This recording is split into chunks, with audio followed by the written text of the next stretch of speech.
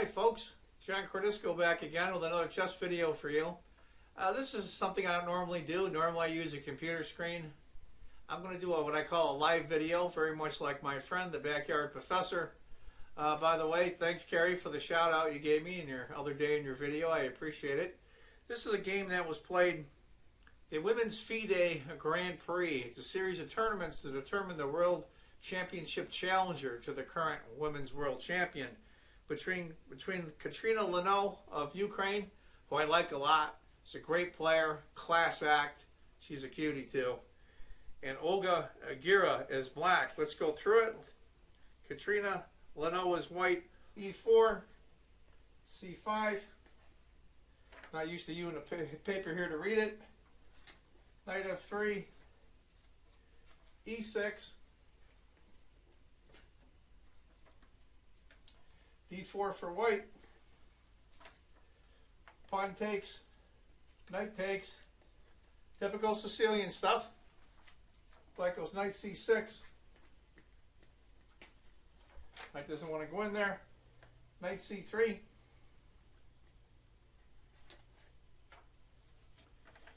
We've all seen this a million times. Queen C7. Bishop B3.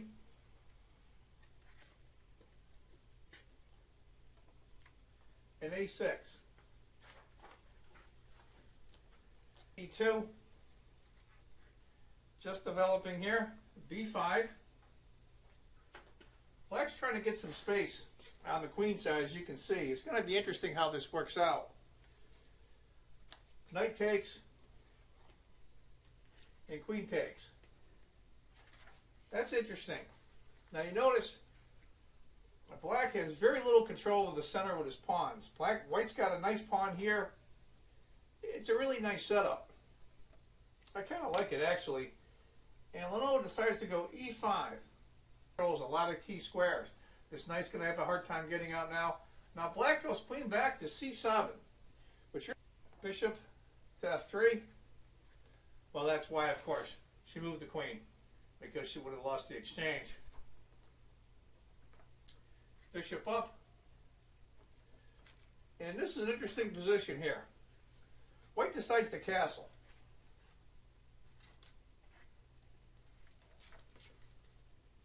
Rook to C8. Getting some really power on this file here, if you notice. This pawn doesn't look too good. Pawn here, the knight has to move and this pawn falls. Bishop takes. Queen takes. I'm not really... Queen to D3. That's a good move. That's a multi-purpose move. I like that. It controls some key squares. Looking for rook to come over here or this rook to come over here. There isn't a light squared bishop to chase the queen off. That's a good spot. F5. There's a surprise there. You could take in passant. Knight would take it. You would actually give Black a tempo. You don't want to do that. White decided to go A4. Bust up the advance of Black on the queen side. And Black goes B4 anyway. Get it in there. Knight to E2. This knight goes to E2. Now let's look at this for a minute. I kind of like White, and I'll tell you why. This pawn's going to eventually come here. No danger against the king. That's a pawn that's just going to cramp down Black. Black's not castled yet. You got two minor pieces yet to go. Let's see what happens. Knight to E7. Finally moves the knight. C4. Now, White is inviting. Pawn takes in passant. Frankly, I think she'll play knight takes if that happens. Let's see, B4, A4, B4, E6. Finally get that knight up into the board there. Now you got to do another move in order to castle. Your king's in the middle of the board. I don't know if I'd like that very much. But this is where I think white goes for it. F4. Bear with me a little bit. I'm not used to doing live videos like the Backyard Professor. Black goes B3. Interesting. Now this pawn, for all intents and purposes, is isolated, and so is this one, because this pawn can't help. We'll see how that works out for black. Lagno goes A5. You're looking at a lot of things here. This bishop would be a nice spot to park the bishop here. It's going to be forever for this dark square bishop to chase it off. Knight to B4.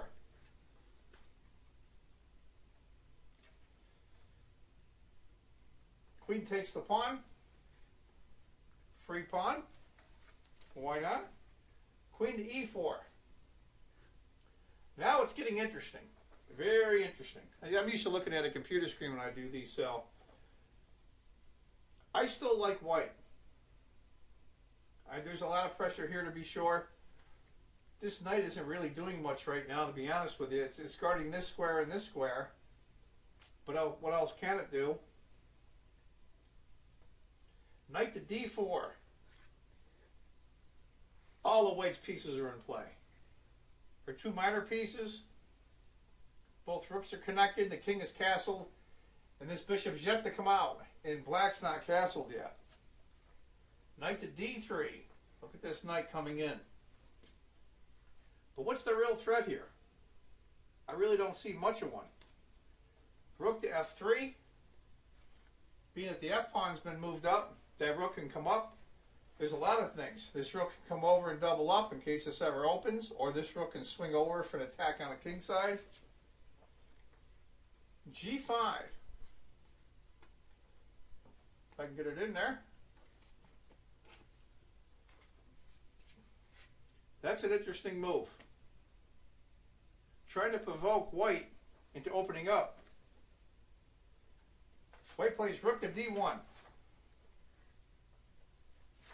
Now there's several threats. This knight, I think, is in a bad way. How is she going to save it? G4. Here come the pawns. After G4, rook takes D3. G takes F3. Sacrificing the exchange. G takes F3. Now look at this. Look at this position. Look at all these pieces jumbled up here. This is crazy. The rook's guarding the bishop. Bishop's guarding the knight. Pawn's being guarded by the knight. This queen's in a bad spot. She comes all the way back to A8. At this point, I'll tell you, I know white, Lagno gave up the exchange, but getting a hell of an attack coming here. Queen A4. Bishop C5. Finally, the bishop comes out. This is crazy stuff. This is a great game, though. Knight takes F5.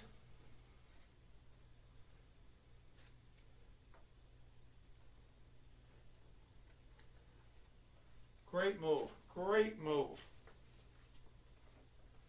You can see why right now the threat is queen takes check with the rook after pawn takes. And black is doomed. So after knight takes F5, plays rook to G8 check. King goes to F2, comes up instead of hiding in the corner. Queen to C6. Looking to trade queens. There's an attack coming. It's trying to... When you're being attacked or you're cramped, what happens is what you want to do is trade off pieces. That loosens things up. That opens things up a little bit. Queen takes. Rook takes. Bishop takes C5.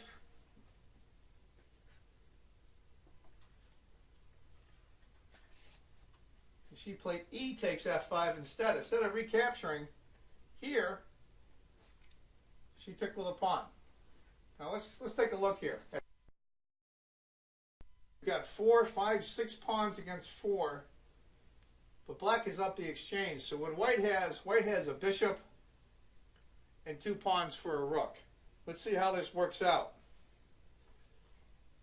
Now come the pawn march.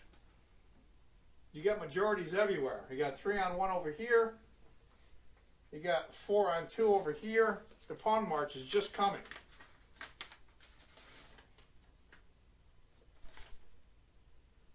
This is the move that was questioned by the computer. And I can see why she did it. Rook to h6. Trying to do is trying to get at white's king. Get these rooks out in the open. You have this rook coming, this rook here. What do you do as white? What do you do? She continued on. b5.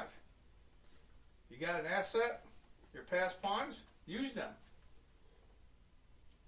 Rook takes check. King comes up to e3. This king is perfectly safe. How is black going to get at the white king? How's it going to happen? Even this rook comes down, the king can come up. This rook is guarding. King's in beautiful shape. Rook to a2. Trying to go after the pawns that are marching down.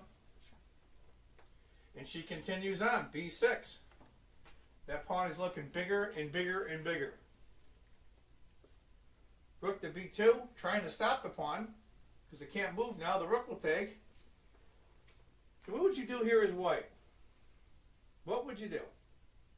She decides to go bishop to a3. Rook comes back to b1. Got it to stay on that file to stop that pawn.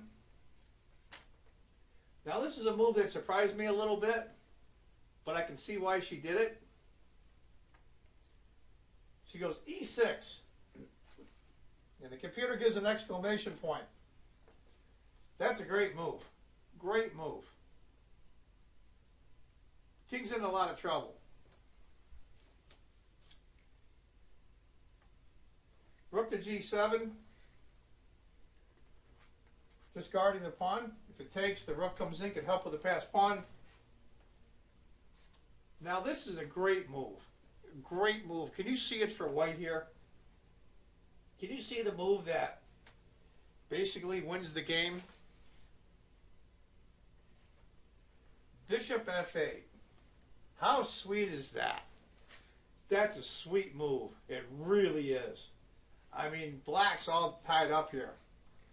If king takes, pawn takes, or even rook takes, you're doomed. There's no way that black can stop all these pawns. That's a great move. King takes, f8, e takes, d7, rook to e7 check, king to d2, rook takes d7, has to do it, rook takes d7, h5. Now you know right now white's going to lose, but you continue to play on. Sometimes when you're in a game and you're losing or you know you're going to lose, there's the logical part of your mind and then there's the emotional part of your mind. And they're just not in sync yet. b7, king to e8, come over, and rook to c7. And this is where black resigned. This is a great win by Katerina Lagno. I hope I did a little better in my live video than I do in my computer analysis, but every once in a while I like to do a live video like this just to, this is to see what I look like and, things like that. You always wonder what people look like when you're... Anyway, folks, thanks for watching. Please subscribe. I'd appreciate it. And if you think chess is just a game, you're not playing it right. Take care, folks.